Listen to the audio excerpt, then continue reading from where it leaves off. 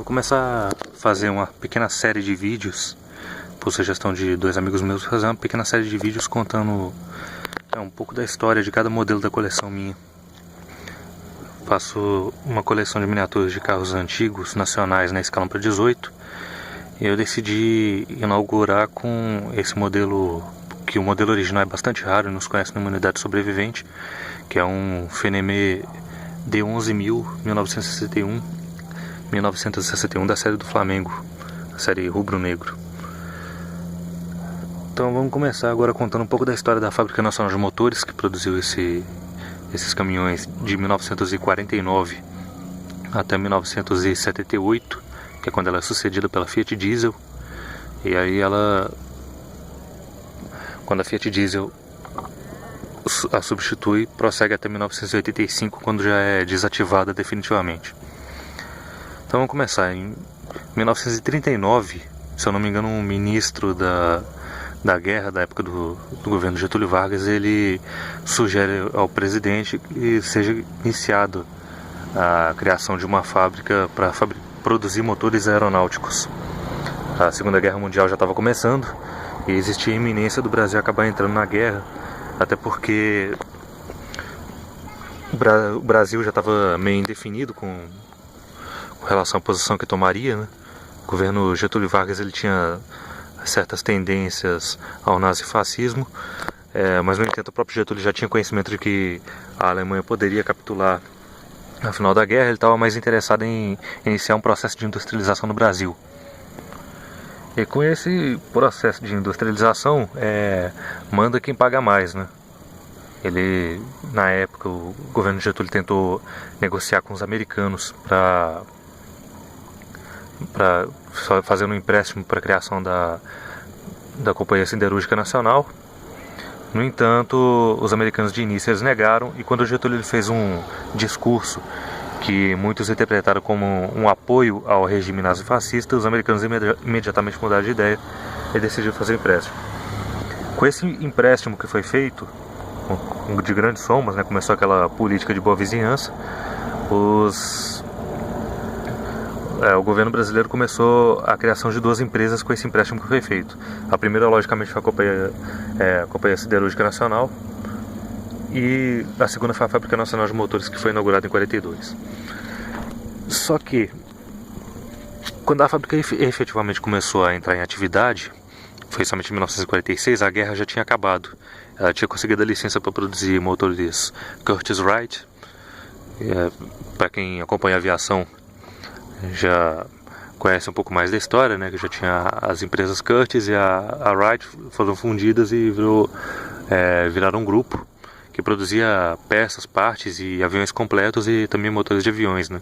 Inclusive o Lockheed Constellation, que é considerado um dos clássicos da aviação, e também o Douglas DC-7, eles usavam um motor Curtiss-Wright R3350, que era o mesmo que foi utilizado também no Boeing B-29, no bombardeiro B-29, né, da Segunda Guerra.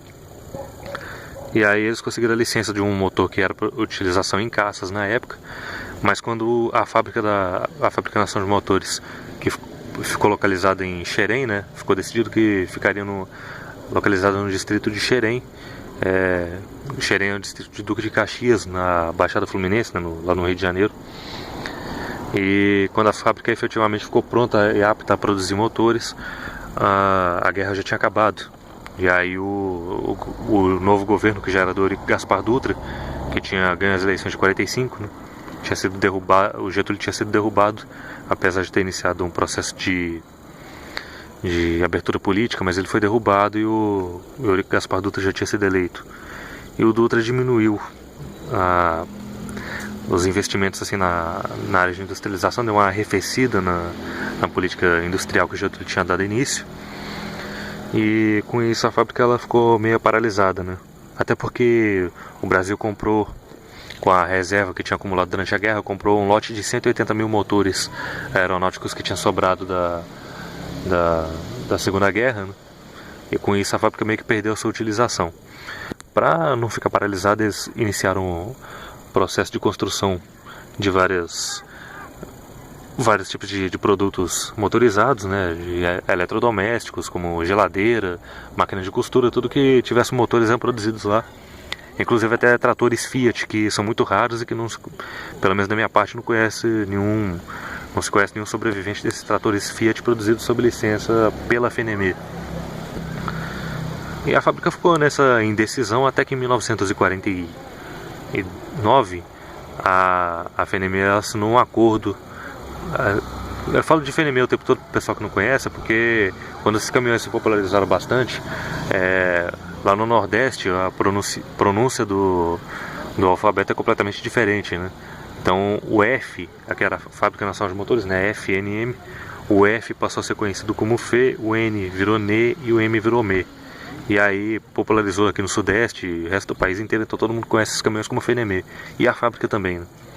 Mas enfim, voltando ao ponto, aí a Fábrica Nacional de Motores ela firmou um acordo com a Isotta Fraschini italiana. A Isotta Fraschini licenciou a produção dos caminhões D80 e foram montados aqui no Brasil cerca de 200 unidades. Por que foi feito tão pouco? Porque a Isotta Fraschini na Itália simplesmente faliu. Com a falência da Isotta Fraschini foi interrompido o envio de peças, né? E esses caminhões também são raríssimos, até hoje não se conhece nenhum sobrevivente. Eu ouvi relato de que tem uma unidade sobrevivente no Uruguai, mas essa informação nunca foi efetivamente confirmada. Mas, enfim, foram produzidas essas unidades, né? Esse D80 ele foi produzido no Brasil inicialmente como D80 mesmo, o FNME D80, mas rapidamente ele foi rebatizado como FNME D7300. Esses números eram sempre referências à cilindrada do motor. Os 7300 saíram de linha rapidamente e a Fábrica Nacional de Motores, para não ter que ficar naquele limbo de novo, ela conseguiu firmar um acordo com a Alfa Romeo.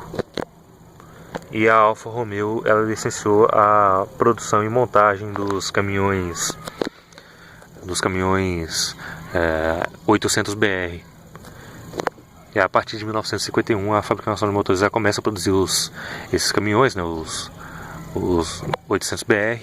Depois eles continuaram com a produção desses caminhões aqui, mas os motores foram substituídos pela série 900BR. E pouco tempo depois os caminhões foram rebatizados como D9500. E foi um caminhão que fez um relativo sucesso para a época, né? A Fábrica Nacional de Motores nunca produziu grandes volumes de caminhões, mas conseguiu vender um volume até bastante razoável para a época, né?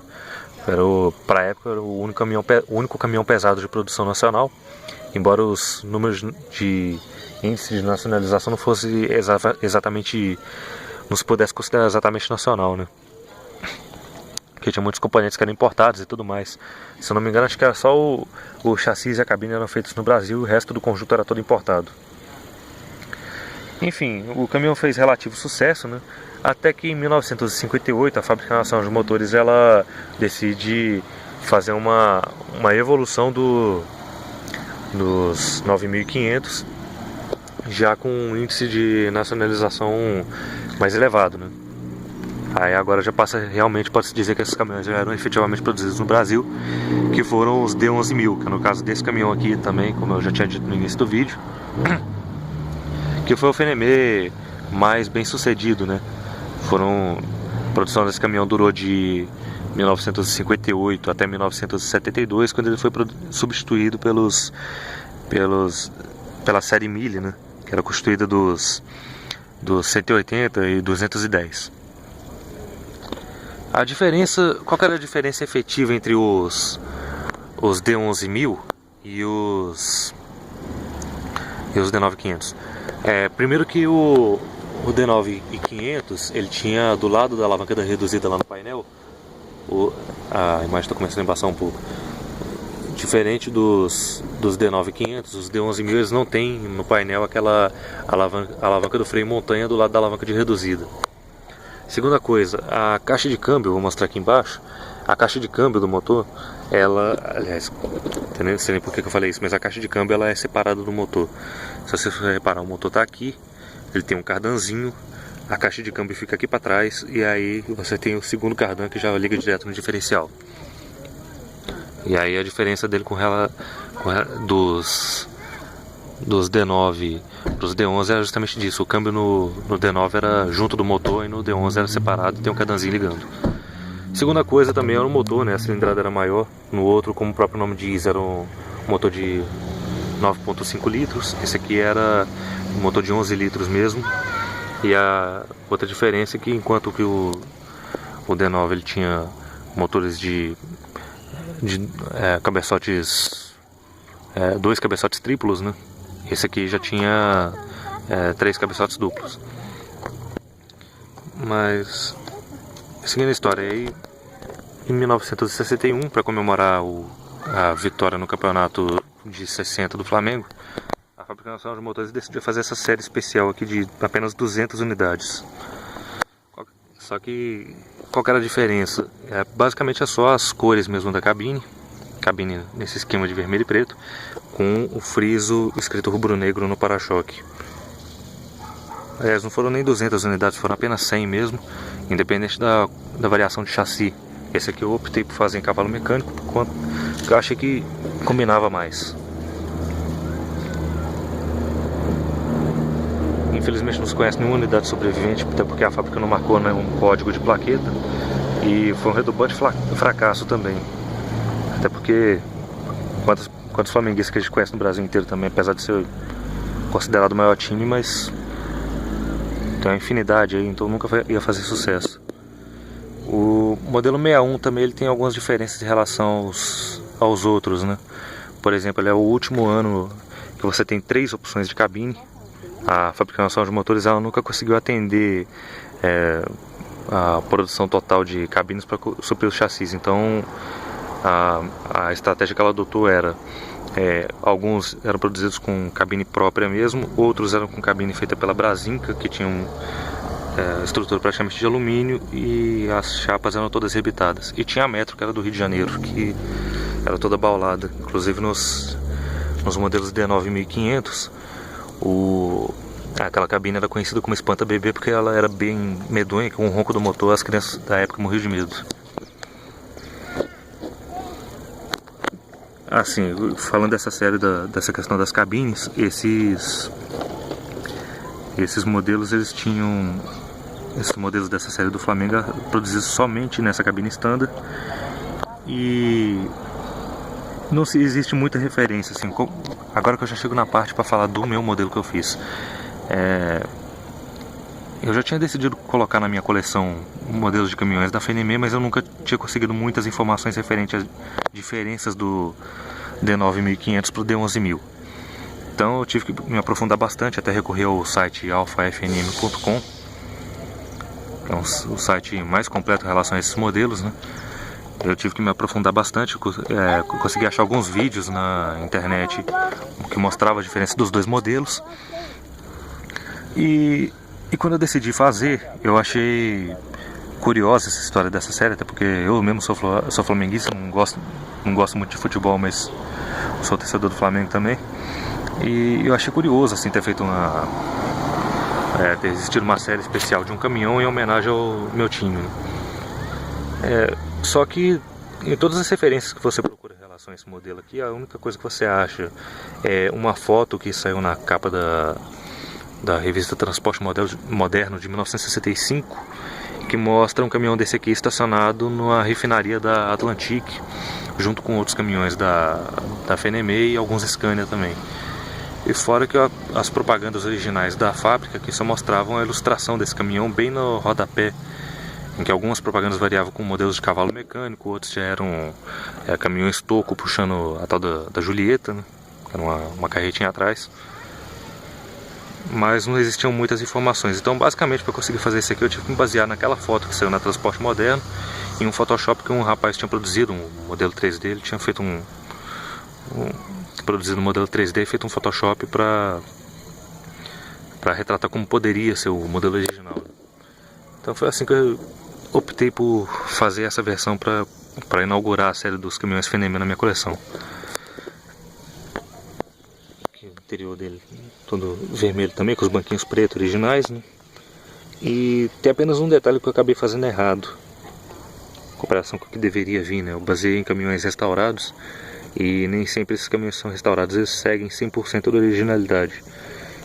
Eu acabei fazendo as manoplas do câmbio naquele modelo que a gente está acostumado a ver mais recentemente, que ele tem uma resina em cima e o logo da Fábrica Nacional de Motores estampado, mas depois eu fui descobrir que isso aqui era só um acessório de época, isso aqui não era original. O original ele era uma manopla toda preta, com o desenho da marcação das marchas, e cada marcha é escrita em números romanos, né? E o segundo erro também foi ter feito essa capa com costura diamantada para cima da tampa do motor. O original era na lata liso mesmo, sem nenhum revestimento. Algumas diferenças também que eu já estava falando. Bom, basicamente a linha 61 tem essa série especial de 100 caminhões. Você tem as 3 opções de cabine pela última vez.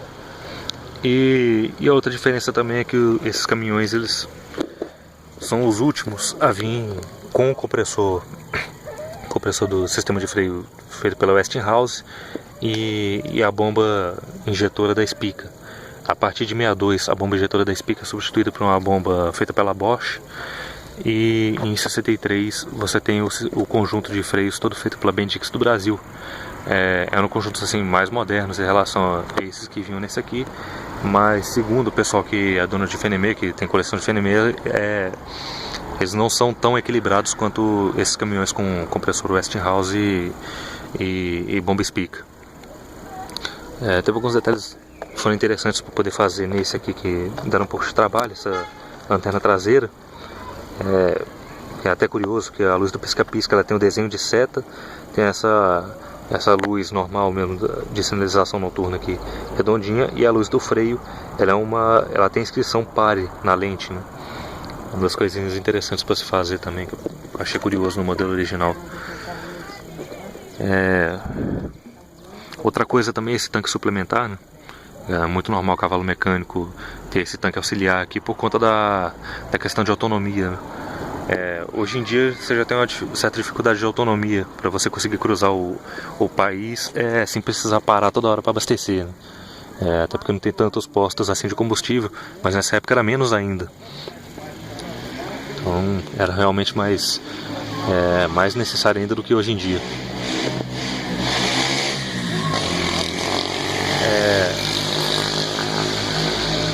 Para dar um resumo na história, né? 58 foi o ano que foi mais produzido esses caminhões, e a partir de 1959 a produção ela começa de certa forma a declinar. A Fábrica Nacional de Motores ela passou por alguns reajustes administrativos. O novo presidente ele chegou entre as melhorias que ele chegou a fazer na linha, tanto na linha de produção como na linha do veículo, disponibilizar a direção hidráulica como opcional. Mas mesmo assim a coisa não conseguiu recuperar tanto, né? Tanto que em 1967 o presidente da Cinca do Brasil, que tinha sido demitido, que era o Jean-Jacques Pasteur, o engenheiro Jean-Jacques Pasteur, ele foi admitido pela FNB para administrar essa fase de transição, porque uma das metas do governo militar de início era privatizar as estatais que tivessem mais deficitárias, né? E em 68 efetivamente foi feito com a venda um tanto quanto suspeita para a Alfa Romeo, que já era parceira de muito tempo da Fábrica Nacional de Motores. Diga-se de passagem suspeita, porque da mesma forma que a FNB ela não estava andando muito bem das pernas aqui no Brasil, a Alfa Romeo também não estava andando muito bem. Até curioso, porque a Alfa ela tinha abandonado o mercado de caminhões na Europa em 1964, e a venda da fábrica se deu de forma assim bastante secreta, né? Tanto que não houve nem participação de outros concorrentes não houve concorrência para a aquisição da Fábrica Nacional de Motores, justamente porque a venda entre o governo e a Alfa foi bastante fechada.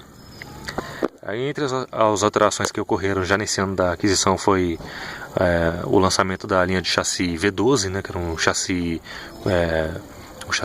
trucado, comprido, mais longo, né? Ele era maior do que o V4, que até então era o chassi mais vendido, mas especificamente esse chassi foi lançado para atender a recém-estabelecida lei da balança, né? Com a criação da lei da balança, as coisas ficaram um pouco mais restritas à época, e aí o V4 ele perdeu o mercado para o V12. E em No mesmo ano foi lançado o chassi V13, que também era uma opção de chassi curto como esse. Esse aqui é o chassi V6, né, a variante 6. E foi lançado o V13, que era pouco mais comprido que esse, que tinha exatamente as mesmas opções. O V6 ele era um chassi que poderia ser cavalo mecânico ou poderia ser caçamba basculante. A diferença entre o V13 e o V6 é que enquanto que esse V6 ele era 4x2, o V13 era 6x2. Uma coisa interessante com relação aos caminhões FNME é que as cores foram sendo trocadas ao longo do tempo, né?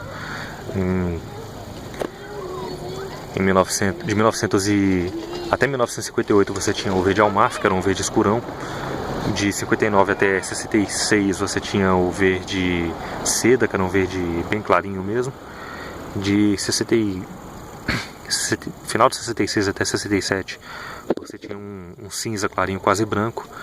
De 1968 até 69 você tinha um amarelo mostarda. E de 70 a 71, de 70 até 72, foi o último ano de produção, você já tinha um azul clarinho, que o pessoal apelida comumente de azul calcinha, né? E foi com essa cor que os FNMEs deixaram de ser produzidos em 72, pelo menos essa série. E uma coisa interessante é que em 71 o V12 ele deixou de ser produzido para entrar no lugar dele o V17. Teoricamente os dois estavam sendo produzidos juntos, mas na prática um saiu de linha para dar lugar ao outro. E qual que é a diferença do V17 para o V12? Era basicamente o mesmo chassi, mas o V17 ele tinha pneus de perfil menores. E em 72, que foi o último ano, você já tinha a opção do quarto eixo direcional. Foi o primeiro caminhão chamado bitruque, né, que o pessoal chama de bitruque, que foi o quarto eixo direcional. Só que acabou não fazendo certo sucesso, não fez sucesso, né?